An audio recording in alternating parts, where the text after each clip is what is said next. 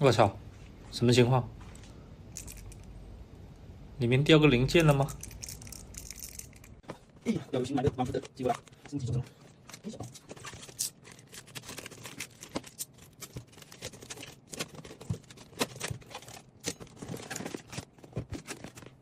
那全部是许可，谁不行？包括说明书、报价图，这些东西都看。毛病了。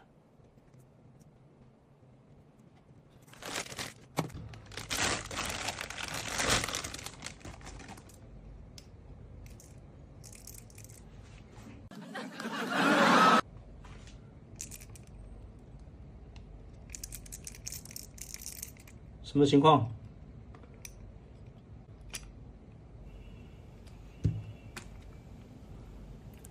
哦，原来是你，吓得我还以为什么零件掉出来了呢。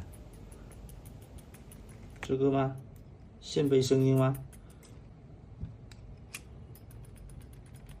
应该是线背这个声音，吓死我了，以为它里面有零件掉出来了，新轮子。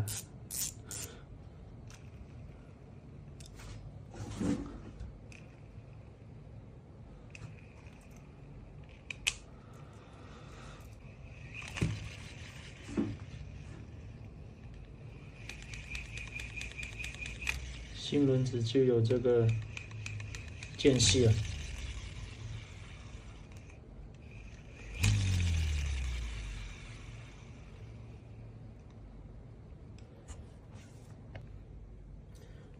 今天给这个万福德升级一下，12+1轴承，跟升级带内套的6角螺丝轴承。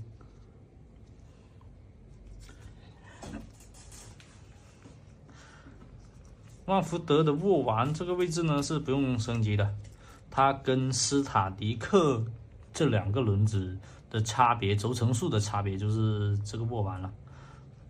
斯塔迪克比少一颗握腕轴承，然后呢，万福德它是2颗都是真轴承，所以握腕这个方面不用升级。Nice， 开搞。人生哪能不能放过我这一次？下辈子我只想做个不会长大的孩子。有人取暖，有人依靠，不会有太多心事。用最天真的橡皮就能擦去生活的真。